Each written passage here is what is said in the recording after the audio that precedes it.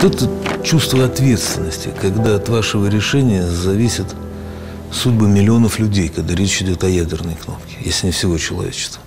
Это ответственность, когда надо посылать наших ребят на дальние горизонты, и нет никаких гарантий, что они вернутся живыми. Как принимается вот это решение? Как эту ответственность каждый день нести? Ну, это ответственность неизбежна. Это часть работы. И прежде чем принять такие решения, нужно, конечно, все очень хорошо взвесить. А что касается ядерной кнопки, это вообще, ну, так мягко говоря, ну, как бы вопрос не очень корректный, я считаю. Извините. Да, ну... Должен задать. Ну, да. Но все-таки, во-первых, не мы это начали. Напомню, что ядерная бомба, атомная бомба появилась впервые не у нас, а в Соединенных Штатах. Это первое. Второе. Мы никогда не применяли ядерного оружия. Соединенные Штаты применили против Японии. Кстати говоря, во многих японских учебниках замалчивается этот факт. Пишется, что применили союзники. Какие союзники? Советский Союз был союзником Соединенных Штатов, но нас никто в известность даже об этом не поставил. Да и необходимости, как многие эксперты считают, не было никакой.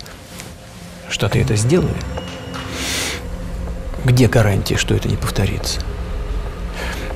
Это второе. Третье. Не мы являемся только ядерными державами. Ядерные державы.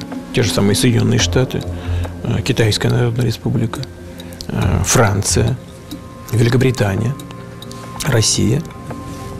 5 основных стран. Но есть еще непризнанные международным сообществом ядерные державы. Это Индия, Пакистан, Израиль. Поэтому здесь мы, что называется, не одиноки. Если у этих стран, у всех есть такой вид оружия, то почему Россия его не должна иметь? Что же касается непосредственно вот этой темы, она, конечно, очень важная, чрезвычайно чувствительная. Но хочу вам сказать, и хочу, чтобы об этом узнали и у нас, и за рубежом. Ведь наши планы применения, надеюсь, что этого никогда не будет, но теоретические планы применения – это так называемый ответ на встречный удар.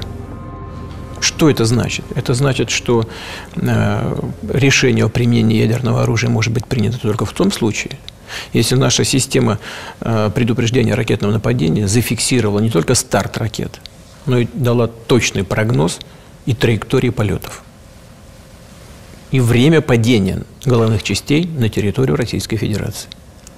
Это называется ответ на встречный удар. То есть, если кем-то принято решение уничтожить Россию, тогда у нас возникает законное право ответить.